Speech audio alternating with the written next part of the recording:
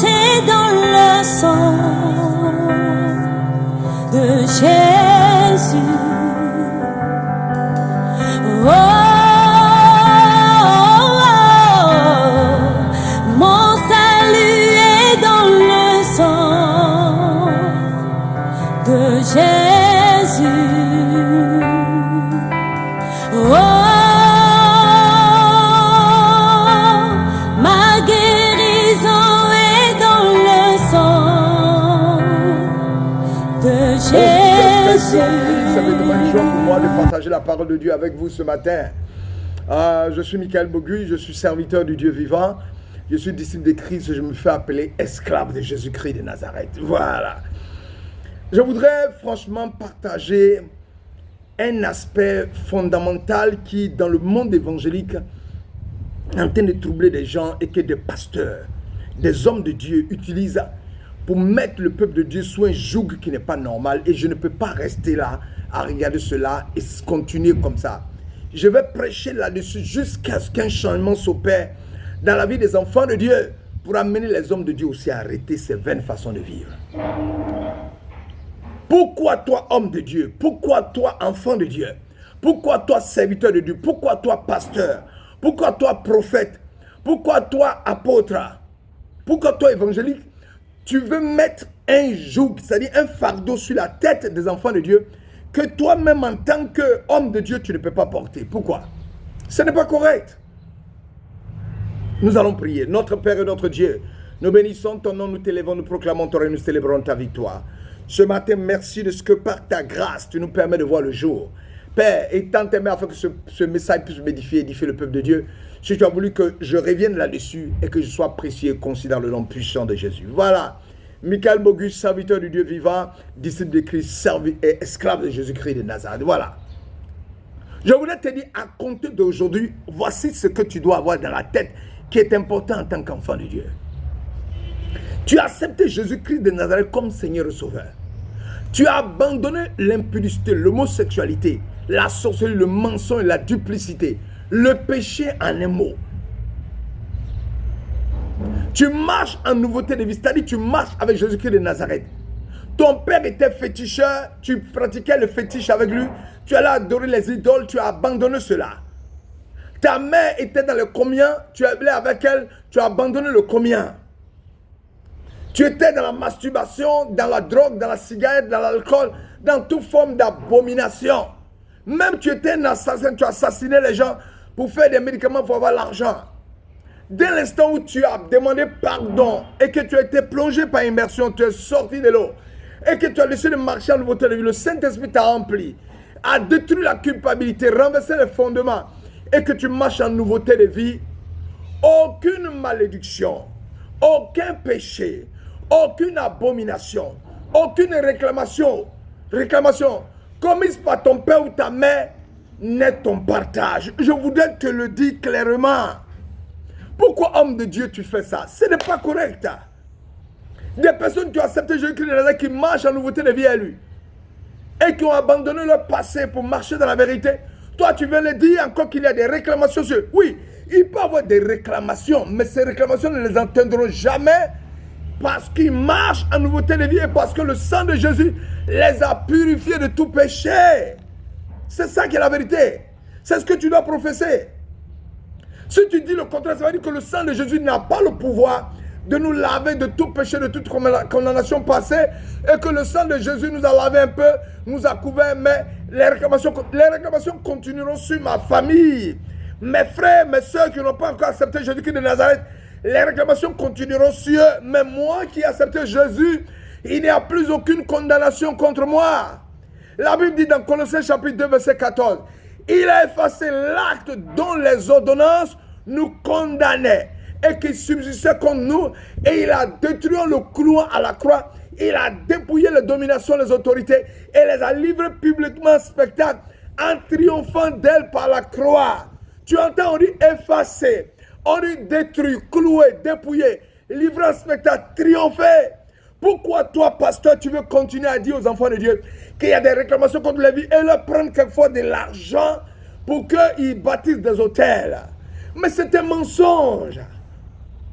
Ça, tu me dis que le sang de Christ n'est pas puissant. Et tu commets un péché parce que tu crucifies Jésus encore une fois. Alors que le sang de Christ est suffisant pour nous laver de tout péché, de toute condamnation. Et j'entends des pasteurs dire cela. Je voudrais, à partir d'aujourd'hui, avec énergie, refuser cela. Pourquoi veux-tu donner un fardeau aux enfants de Dieu que toi-même tu ne peux pas porter? Pourquoi toi, il n'y a pas de réclamation sur toi et il y a des réclamations sur les autres? Pour t'éloigner au maximum de Satan jusqu'à...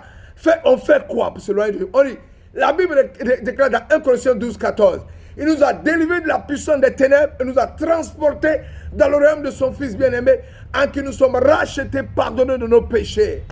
Pour boucler la boucle, il dit dans le livre d'Ézéchiel que le péché de ton père n'est pas tes péchés. Seul celui qui pêche, qui ne se répand pas jusqu'à la mort, verra son âme mourir. Ton père a péché, lui va mourir. Mais toi, tu vivras. Ézéchiel 18, verset 21. J'ai pris 21 seulement. Le 18. On va commencer. La parole de l'Éternel me fut adressée en ces mots.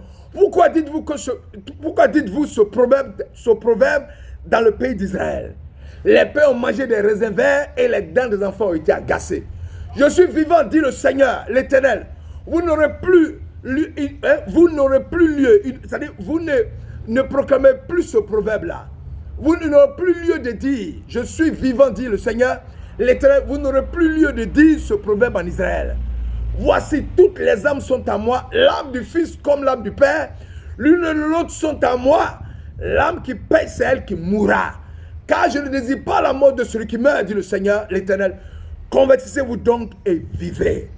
Pourquoi toi, homme de Dieu, tu vas amener? Ézéchiel démontre dans ce passage que chaque être humain est responsable des actes qu'il pose.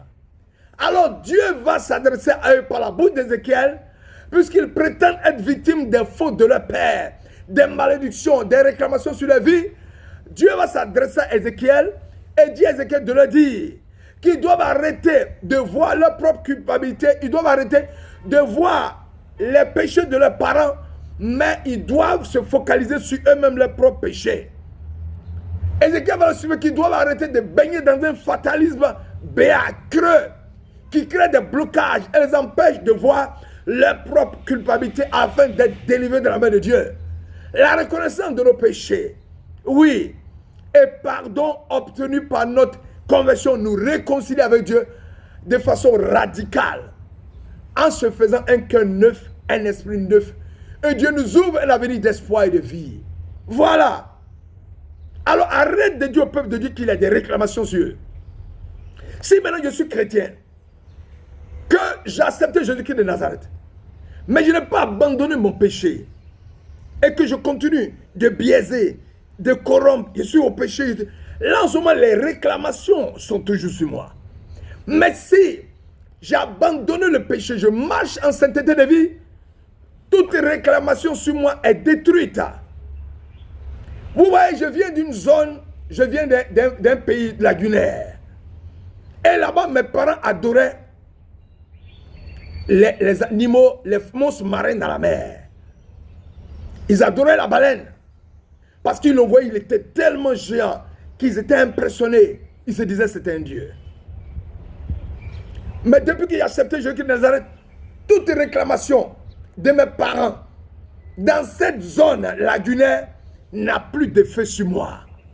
Si un de mes parents continue de ne pas accepter Jésus-Christ de Nazareth, là, les réclamations de cette adoration sont sur lui. Arrête cela. Avec Jésus-Christ, quand vous l'avez accepté comme Seigneur et Sauveur, Dieu, par la bouche d'Ézéchiel, développe longuement la nouvelle doctrine de la responsabilité personnelle. Le chrétien est désormais désolidarisé du destin de sa famille, c'est-à-dire de ses pères. Il est totalement seul et responsable de son destin. Ézéchiel dissocie la responsabilité collective de la responsabilité individuelle. Il veut convaincre les gens de sa génération et nous convaincre que nous sommes responsables de notre propre sort et nous ne pouvons accuser personne ou accuser une quelconque réclamation qui vient de notre père et notre mère. Il cherchait quoi? À les libérer d'un certain fatalisme et à établir qu'ils ont la capacité d'agir sur leur situation pour trouver la vie au milieu de leurs épreuves. C'est principalement ce point de vue qui est présent ici. C'est pourquoi un examen attentif de ce texte va nous faire du bien. Oui. Les sacrifices d'animaux dans l'Ancien Testament couvraient le péché. Pardonnaient le péché, mais les couvraient. Mais ne pouvaient pas les détruire complètement. Mais le sang de Jésus est plus fort que celui des animaux, car il expie nos iniquités, nos transgressions, efface littéralement nos péchés passés. Mon frère et ma soeur, quand vous avez le sang de Jésus, vous avez tout. Arrêtez d'écouter ces hommes de Dieu qui veulent vous tronquer, vous troubler, afin que vous pensiez qu'il y a des réclamations sur votre vie. C'est du mensonge. Lorsque vous avez reçu le sang de Jésus, vous avez reçu tout ce qu'il faut pour que vous puissiez vivre sur cette terre et dans l'au-delà. Le sang n'est pas une chose anodine. Le sang est important. Le sang de Jésus est précieux. Ce que vous ne savez pas, c'est que le sang de Jésus crie. C'est un sang qui a une voix. Il crie la justice pour vous. Arrêtez de suivre ces hommes de Dieu qui parlent des réclamations de vie. Je te dis d'arrêter ce que tu fais. Sinon l'Éternel même va t'arrêter. Arrête ces réclamations. Abandonne-les et laisse le peuple de Dieu savoir que dans la service d'accepter Jésus de Nazareth, il marche dans la voie du Seigneur l'Éternel avec eux. Maintenant, s'ils continuent de baigner dans le péché, là en ce moment ces réclamations sont sûres. Mais le sang de Jésus est efficace pour laver le péché afin qu'il n'y ait plus de réclamations sur la vie. Arrête le fardeau que tu ne peux pas porter. Arrête de mettre ce joug-là sur le peuple de Dieu. Ce n'est pas bon. Arrête. C'est un mensonge. Il faut un minimum de sincérité évangélique. Sincérité vis-à-vis des Écritures. Que l'Éternel nous bénisse, que sa grâce se manifeste. Père, conduis-nous. Bénis-nous au nom de Jésus. Alléluia. Amen. Mon frère, ce que je te dis là, c'est ce qui doit rester dans ta tête. Pas ce que le pasteur dit. Ce que je te dis, c'est ce qui doit rester dans ta tête. Il n'y a plus de condamnation, de réclamation sur toi. Aussi longtemps que tu as abandonné tout cela et que tu marches avec Jésus. Alléluia. Amen.